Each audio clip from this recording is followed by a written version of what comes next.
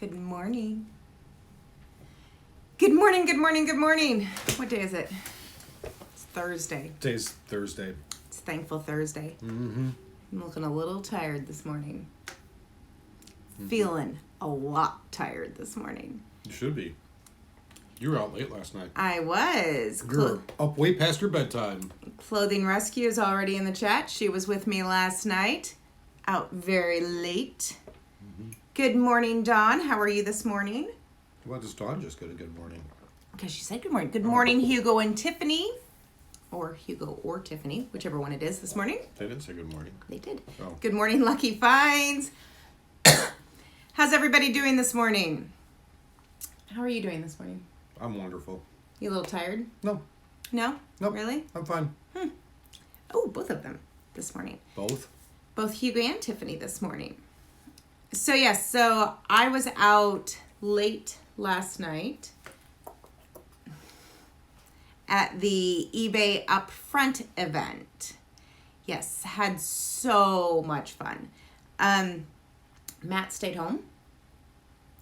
He was not game for the craziness. No, it's probably a good thing I didn't go. It's true. It's true. So I went with Clothing Rescue Kristen, Allure Thrifting Sarah, and Thread Maven Sam. We all drove in together, and then we saw a bunch of people there from Instagram, which was so much fun. I got to meet Thrifty Toya. What was late? 7:30 No, I didn't get home until after midnight. Yeah, it was late. But so much fun. Had a really good time. We all went out afterwards and hung out. Oakbrook Clothiers. Brian was there. So he came out and hung out with us. Finders Keepers. I'm trying to remember everybody who was there. I can't. Yes, Party Animals. Coal City Loot. Lauren was there. So yeah, just a lot of fun. It's always good to get out and be able to hang out with other resellers. People who understand what you do. And there's Brian up this morning. Your peeps. Yeah. Get to hang out with your peeps and talk about kind of, like what you're dealing with, what you're seeing, all of that. So that was a lot of fun. Oakbrook says he had this woman stalk him last night. Did you see him picture? I caught him being very, very in tune with what was going on.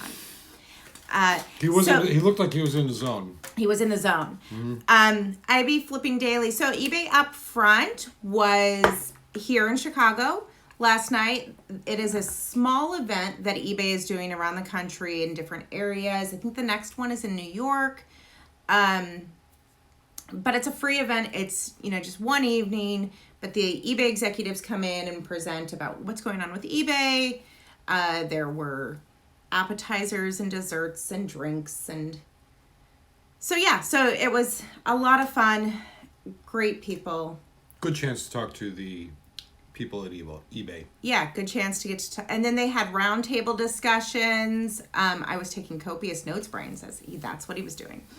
So they had roundtable discussions with different employees from different categories. So there was like an employee that works in the fashion category. There was an employee that works with seller tools. And so you could go and join in those roundtable discussions and ask your questions or...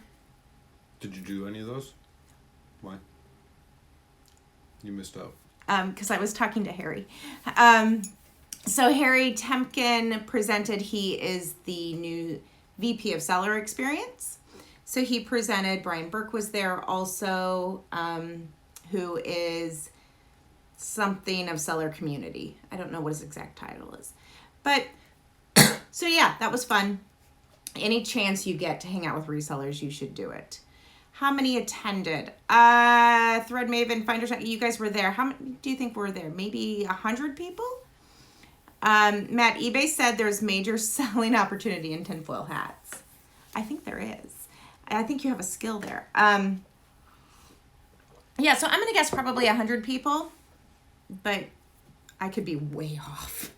And not a lot though. It was not a big event. So you didn't. So you feel had a like- really good opportunity then to have one-on-one time with these eBay employees / executives. Yes. Yeah. Okay. Kristen says that. Oh yeah, about 100. I thought so. Yeah. So not a huge event. You didn't feel like you were, Lost in the crowd by any means. And there were people that came in from Ohio, Finders Not Keepers, Michigan, Indiana. So people had definitely come in for the event, which was cool to see.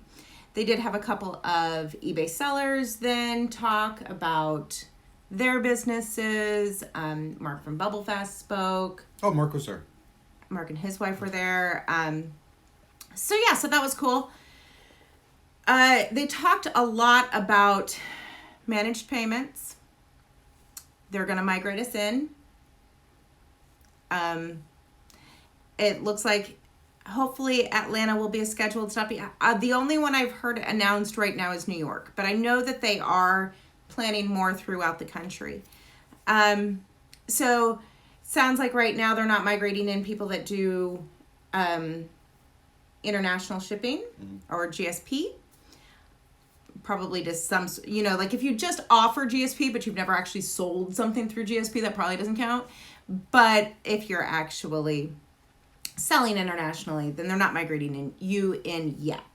For the people who want to go to the future, where would they find the information as to, would you know? So if you're looking for eBay upfront information, the eBay community boards on the site, just Google eBay community boards. They announce them there. And it is also announced on the eBay for Business Facebook page, always. But yeah, totally free. You just had to sign up for tickets. So they knew how many people were supposed to come. But yeah, so talked about managed payments. That's, coming. And I don't think, now that they have announced that shipping charges will come out of your pending balance, I think that's such a big deal. Once they get GSP and international and all of those third-party softwares to be able to be integrated in, it shouldn't be a huge big deal. So they talked about that. They talked a lot about item specifics. Item specifics are a big deal to them right now. They've always have been. Yes. And the importance of using those item specifics so that a buyer who searches in the left-hand search navigation by selecting on something can find your items. They showed on the mobile app where there's this explore feature. So he was looking at a pair of shoes, and then there's this explore feature that pops up with little bubbles that say white or, high top or whatever. And then they can click that button to see those items. But if you're not using the item specific for white, your item isn't going to show. Even if you have, white everywhere else. Right. They're drawing in, they're not using the reverse image search. They're actually drawing in what you're selecting on your item specifics. Yeah. As far as refining down that search. So that's why it's very important to fill those in. And I mean, a lot of it we'd already heard from eBay Open. The people that went to eBay. So in those item specifics, it's telling you, how many times people search for color, or how many times people search for size, so that you can, quantify the importance of those item specifics. What was interesting to me, though, that I hadn't heard before, and somebody probably said it and I just missed it, was that the item-specific look was the 5th most searched item-specific. So I hadn't heard that before. You see look in dresses, skirts, that kind of thing. But I think that's probably one that a lot of people have kind of skimmed over because... What kind of look is it? That's kind of a subjective, yeah. But probably important to go back to those items, revisit them, and see if you can add some of those extra item specifics. Oakbrook Brian says they did say that they were looking to change color. The color drop down to be a multi-select feature. So if you have a shirt that's blue and pink and white, instead of just having to select blue or select multicolor, you could select blue, pink, and white. So supposedly next year, that's something that they're looking into for that. So that would be a nice feature to add. Mm-hmm. But yeah, so a lot of talk about item specifics and the importance of them as they build this catalog out and hopefully create a better buyer experience. And a better seller experience. Because they are trying to fix the brand issue. If you've listed anything, the auto-populate for brand is like never right. Never? 90% of the time. 90%? But that's less than never. That's true. 90% of the time. So they're right 10% of the time. It comes up with crazy stuff. Like, and jacket is the brand. And jacket? Yeah, the sign for and, the ampersand. And then jacket. Yeah. It's an at. No. That one. That's the at. Okay. So, but at jacket comes up for jacket brand, and then, or if you have the word pink in the title anywhere, it's always pink. Mm-hmm. So, have you guys heard read stats of how many clothing resellers there are? Lots. Yeah, lots. They said there were 291,000 sellers just in the state of Illinois. But that's sellers across all categories. But interestingly enough, clothing was not one of the top 5 categories. Really? That Illinois sellers sell in. That's interesting. So, Thread Maven was there. She says, they said if you have to put in a custom item specific, make sure it's also in the title because then that would be searchable. And they are watching those custom item specifics.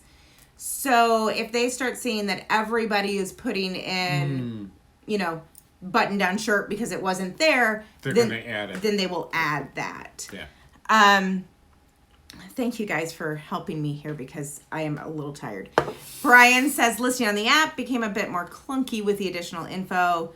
Yes, and they're supposed to be looking into that app and making it more user-friendly for sellers to list from and that sort of thing. Those are all things that are supposed to be coming in 2020. So we'll see. At least they're talking about it, looking at it, and accepting that it needs work.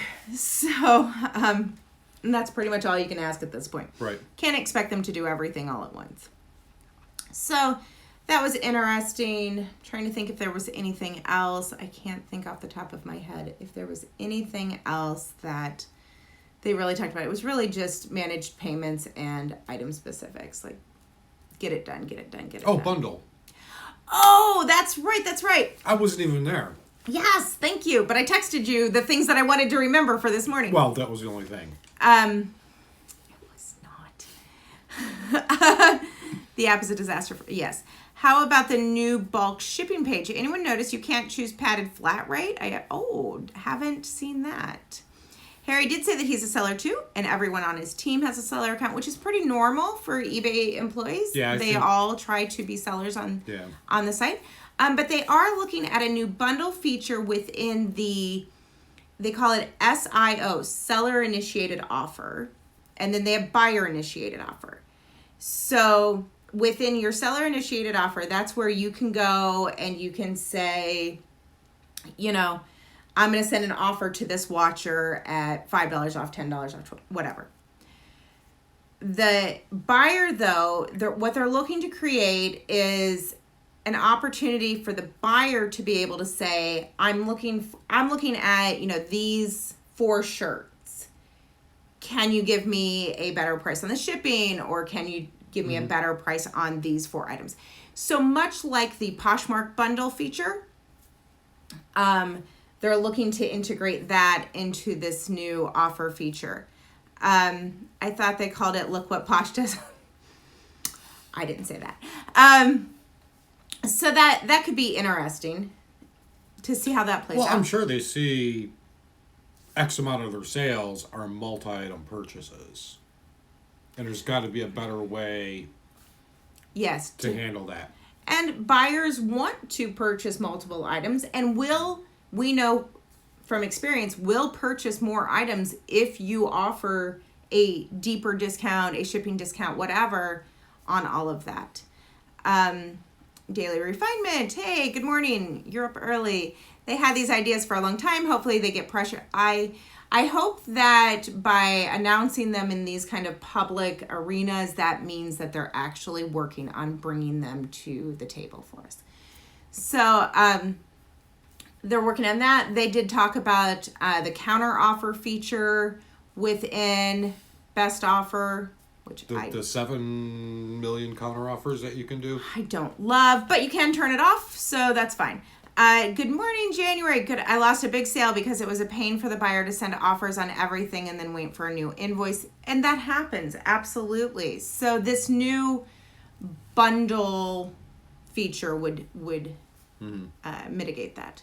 And if sellers got a shipping discount from eBay for bundles, well, that would be nice. I don't know that I see that coming anytime soon, but it would be nice. But yeah, overall, a really good experience. Have you experienced an item not be canceled and deleted from your inventory once an item sells? I called eBay and they said they're working on it, but still, Knox Rocks reseller. We have not, knock on wood, had that happen to us, but you're not the first person that I've heard say that, where an item sells, but then is still shown as available. We've had sold items become reavailable. So that might be...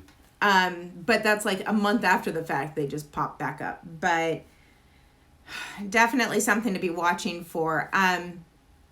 Other things to be watching for right now. Free shipping glitch.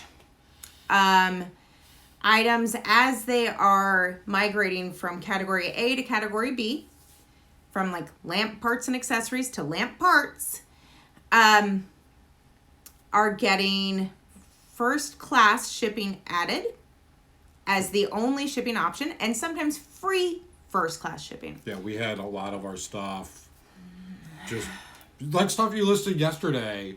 The next day you went and saw that they were all listed as free shipping. We don't offer free shipping. Obviously, if you offer free shipping, no big deal. Yes. But we offer paid shipping. And yeah. I mean, you had like heavy jackets, which would have to go in a or a B as free shipping. First class. And we didn't, and fine if you have enough money padded into the amount of the item to cover for that. But I mean, well, that's not, when we list them with shipping and, as an additional charge. So we don't take that into account when we sell the price of the item. Yeah. So. Yeah. Oh, Ambitions Runway. Good morning, Emma. So the event was, it was good.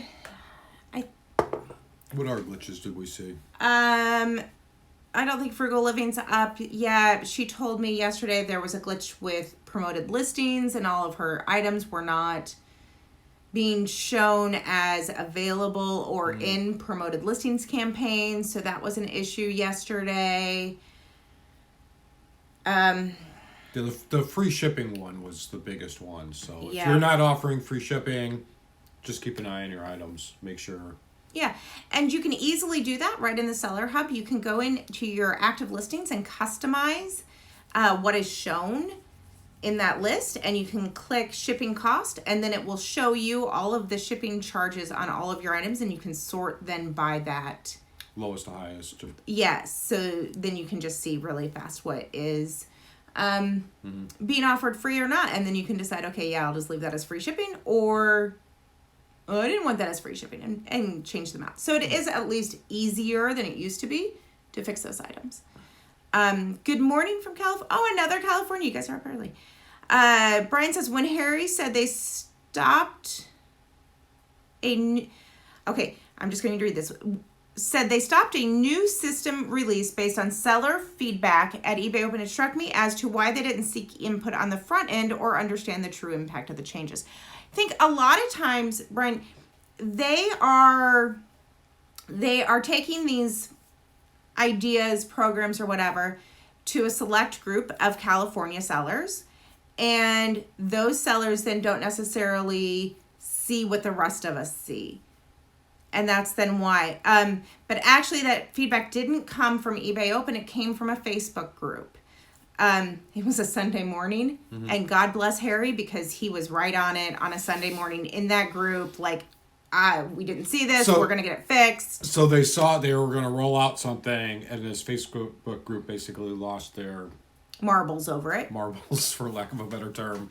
And so they actually went in and said, "Oh, you know what? We didn't think of that," or whatever. And they got it fixed over the weekend. Oh, cool. So joining eBay Facebook groups is a great way to get Girl and Coconut at your request changes, those kinds of things. Those, not that you can go in and just say, hey, change this, change this, change this. But those conversations do come up, and the eBay executives are absolutely in a lot of those groups. Yeah, and obviously they're not just going to change things if they hear it from like one or two people. There's you've got to have a group, a voice behind it. You know, let's face it. If we all had ideas to change to make eBay better for us, they would have millions of ideas. Probably not two the same. Yeah, of course yours would be the best. So you got to remember, it's got to be a lot of people saying the same thing for them to change it. I mean, it's just. Yeah. Common sense. Hey, Toya. Thrifty Toya was there last night. I was so excited to get to meet her. Your flight is delayed out of Chicago. I'm sorry, it's a little foggy here this morning. That's probably why. Yeah, we got the frog. Yeah, we got the frog going on. But I'm glad you got to join us. So yeah, if you want your voice to be heard and you're not in California and you can't go to the San Jose meetup, join the eBay Facebook groups. Those are a great place to absolutely get those voices heard. They are also here on Instagram. Harry, Brian, all of them are here on Instagram, and they do watch people's posts. Yeah, absolutely. You know, like if you've got an issue and you tag eBay, they're watching those posts. They may not necessarily be able to immediately reply or come back, but they monitor those things to see, okay, yeah, a lot of people are having this same issue. They're, posting these same things. This is something we need to address. Yeah. So definitely there's a lot of different ways to get your opinions heard, but the best above all is to get yourself to an eBay event. Where the eBay executives are going to be, that you can get face-to-face with them and show them, this is my issue and this is why it's my issue. Right. On that note, there is Ecom Chicago coming up here in October. It's the middle of October. I'll go when you tell me it's time to go. We are speaking at it, but there are also going to be eBay executives there at Ecom Chicago. They have a coach's corner, what they call a coach's corner, the first day, where you can talk to any of the speakers. There's a lot of speakers this year from a lot of different, not just eBay. Oh no, it's basically reselling and e-commerce, like across the board. Yeah. But so you can schedule 20 minutes to talk to most of those coaches, and the eBay employees, executive, whatever, should be there to do that coach's corner also. Great opportunity. I mean, you could get some really valuable information. And the nice thing about Coach's Corner is you're not just sitting in a group listening to somebody's presentation. You can actually have a nice conversation with this person on whatever is very specific to you. Yeah. So, I mean, when that person's speaking, you'll find probably some very valuable information, but it might not be pertinent to you in what you're dealing with, and you'd be able to address those with those people, which is pretty cool. And Brian Burke said he would be there, and I know he's there for the entire event. He's always in the kind of the background, but we'll talk to anybody and take your information. And so if you have an issue, the very best way is always to get in front of them face to face and be able to give them your concerns. And it's really the only way that as sellers we impact change. Absolutely.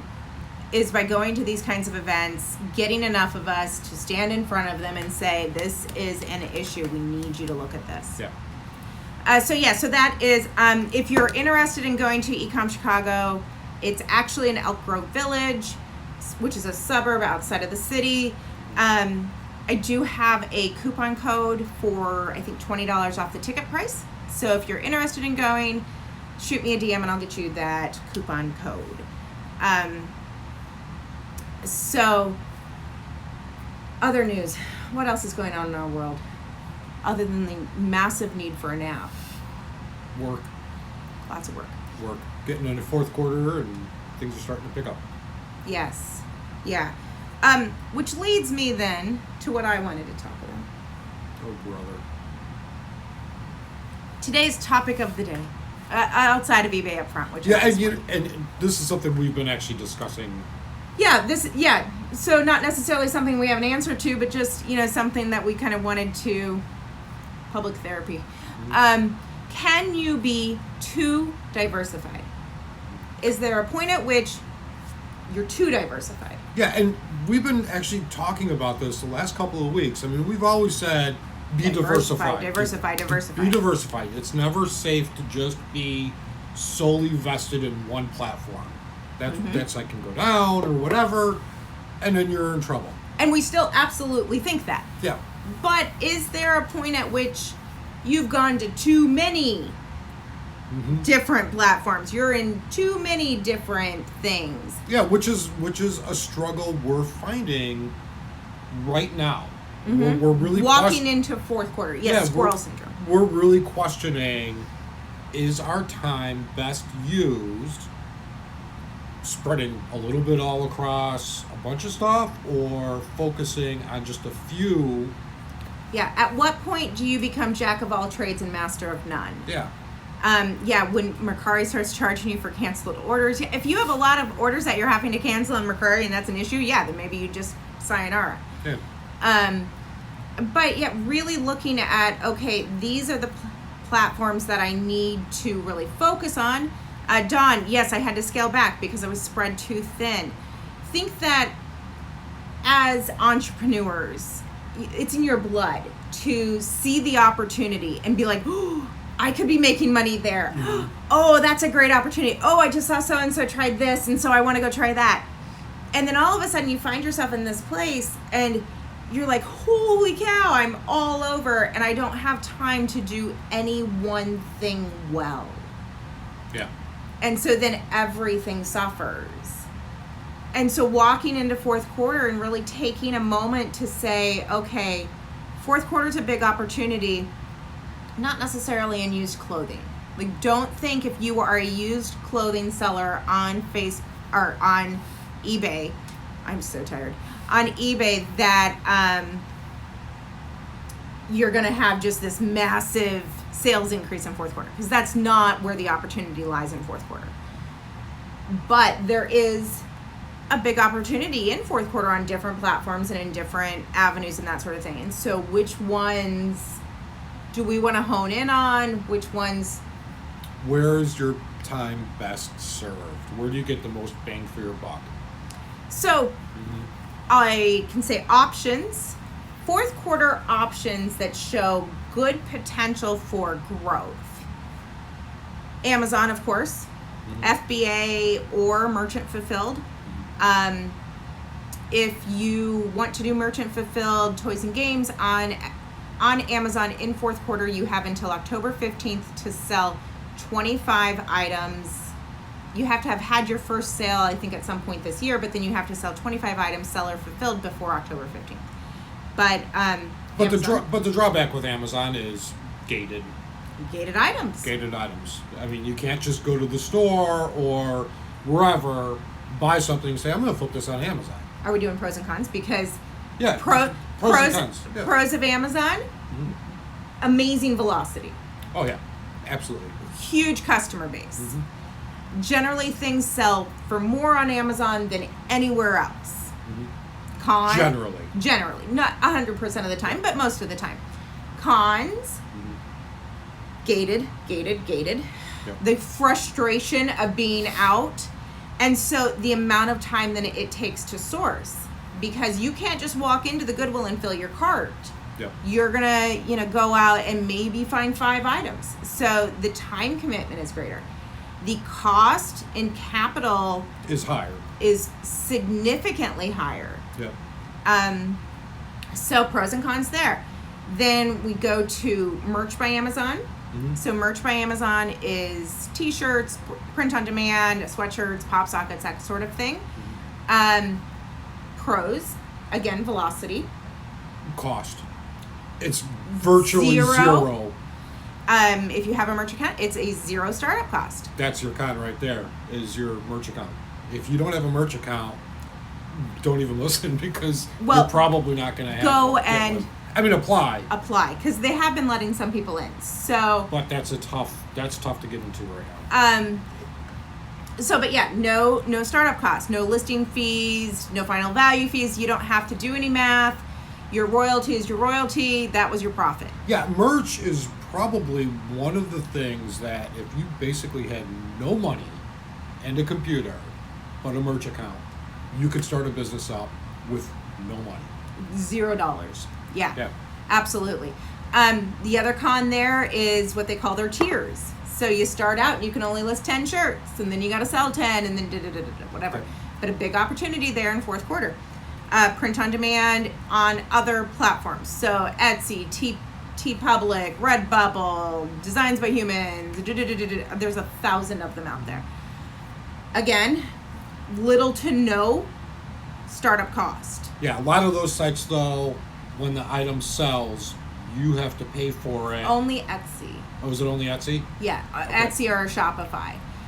So yeah, you have to pay for it, and then you get basically reimbursed with whatever the customer has paid. But little to no startup cost in getting those listings up. No tiers, and again, opportunity in fourth quarter. They don't have the velocity that Amazon's going to have. But yeah, all of your print on demand kind of opportunities are huge into fourth quarter. Then you start talking liquidations or new with tags items on eBay, Mercari, Poshmark, any of those sites. Those are big opportunities in fourth quarter. But is fourth quarter the time for experimenting? And that brings up another question, Brian. Is fourth quarter when I should experiment? So here's the pro and con to that. The pro to that is if you want to test a market, if you want to see if this is a viable platform business for you moving forward, you're going to get the most amount of data to answer that question in fourth quarter. Well, you'll have the best results. However, those results don't necessarily reflect throughout the full year. So your results might be a bit skewed, saying, all right, I'm going to try this new platform, and you see all these sales, and you're like, all right, I'm all in on this platform. But then second, third quarter, summer comes in, But if I'm looking at, okay, is TeePublic better than Redbubble? Oh, yeah. TeePublic is one print-on-demand site, Redbubble's another print-on-demand site. Which one is better? If I want to know the answer to that, The fourth quarter would be the time to do it. fourth quarter would be the time to do that experiment. Is it the time for me to experiment and decide to be an auto seller, where all of my money is going into auto parts and I'm going to learn an entirely? No, probably not. Because the amount of time that is going to take away from what I already know how to do is so high, that's a huge risk. But being able to say, okay, I want to, test this, it could be exactly the right time to test it and to experiment with it. It all comes down to time, though. Yeah. How much time do you have, and how much time are you willing to invest in building something new Or expanding. and is that then going to build you a foundation for all of next year? Yeah, and I guess the tap dance that you have to play is you still got to pay your bills. Mm-hmm. So you don't want to take too much away from where you're earning your money. And that's the point at which you can become too diversified. Yeah. You become so diversified and you're in so many different kind of buckets or whatever that I'm tired. Buckets? that then you start losing money on your main thing. I think it's Grant Cardone who says, "Let your main thing be your main thing." Saying if eBay's your main thing, then that needs to be your main thing. You can add on, but let your main thing be your main thing, which I think is good advice. Good advice. I like Grant. I like Elena. So we're talking. Yes, Oakbrook is. Dude, we're not even gonna. We're just gonna let that one go by. If you're watching this later on YouTube, there's comments in the comment section. Join us live on Instagram. Join us live on Instagram. Yep. And then you can see the whole thing. You can see the comments. Some of them we don't read. So we're having that conversation today. It's probably an important conversation for everyone to have. Am I too diversified? Where do I want to put my time, effort, and money? Yeah, and I guess the bottom line is we don't have a clear answer. There is no clear answer. You as a business owner have to kind of figure it out on your own. And being an entrepreneur and running your own business is a lot of times stepping up to the table and rolling the dice. Mm-hmm. Yes, this will be saved on YouTube. Natalie. So, yeah, a lot of times it's rolling the dice. But the pro to that is you're rolling the dice on yourself. You're not rolling the dice on just an idea. You're taking a chance on yourself, on your own potential and your own growth. So, Rabbit Hall, will we be doing any changes? Absolutely. Within the next week, we are really looking at, okay, this is how much time this platform has taken this year, and this has been the profitability out of that particular platform idea business model. So, and then we will look at all of those across the board and whittle it down to a manageable number. Yeah, we've been having serious conversations about this for the last several weeks. Yeah, it's not something we do. Yeah, we don't just wake up in the morning and say, all right, well, we're just going to change our business. I mean, we sit and talk and try and figure out and come up with data to say this makes the most sense, and we're right now looking at, all right, I'm spending so much time on this platform. Am I seeing the returns to justify that time? As where if I put this time on this platform, am I better off? So absolutely, there will be things that we don't do in fourth quarter that then we might do next summer. It's not that we're saying we're never going to.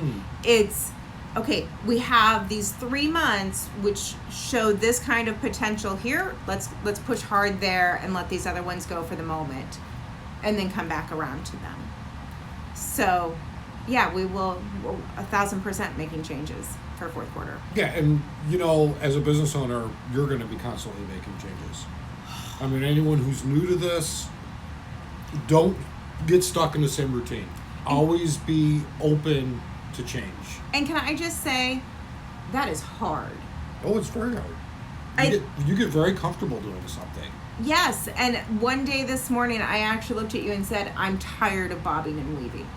I'm tired of getting up and feeling like I have to bob and weave again. I just want to I think there are times that you feel like I just want to go into an office, punch a little time card, do the exact same thing, and just move on. Yeah. It's hard. And get my paycheck. At the end of the week and move on. Yeah. So it's tough. And I don't know that we give enough voice to the fact that it can be daunting to constantly be reevaluating. Reassessing, rebranding, reinventing. Yes. Oakbrook says, and copying someone else's business is a recipe for disaster. Absolutely. 1,000%. You don't have the same opportunities. You don't have the same time commitments. You don't have the same financial needs. Yeah, you have to build yours. Yeah. Yeah, I mean, and there's nothing wrong with looking at somebody else's business and taking that into account and testing their theories. Yeah. We're not saying just don't abandon what other people say. But you got to make sure they work for you. Yeah. Yeah, you have to look at it in the filter of your own life and your own experience. Absolutely. But yeah, it's tough to have to continually adjust. And some days you wake up and you're like, yes, I see this new opportunity and I'm so excited to go for it. And there are just days when I'm just like, can I just go back to the days where I just listed on eBay, it was done, things sold. There are days I miss that. Yeah, Robert Graham sold for $120. Yeah, it was fantastic. But that's not today, and that's not reality. No. And if you want to stay successful, you have to bob and weave. Yep, absolutely. You got to change. You have to reassess. You have to look at what's working and what isn't, what you need to abandon, what you need to push harder against. Yeah, and, talking about things from the past, if you're watching information on YouTube, When's it from? Be careful from what it was from, because things change so rapidly now, especially, that information given today may not be applicable tomorrow. Mm-hmm. So. Yeah, and just know where your information is coming from. Always try to find it from the source. And what's the test everything as theory, or every advice is theory until tested. Yeah. So test it in your own life and figure out what you want to do. But yeah, I just wanted to encourage everybody to take some time this week, look at what are you doing that's working, what's working well, what maybe is slowing down a little bit, maybe isn't working as well, that you maybe want to abandon for fourth quarter, not forever. You're not saying it's not a good opportunity. You're not saying there's not money to be made there. You're saying I have a limited amount of time. So I'm going to focus here for fourth quarter. I'm going to push hard against this. And maybe not necessarily abandon, but say, I'm just spending too much time on this site. I need to just step it back because this site or this platform, I'm seeing higher dividends. Yes. Yeah.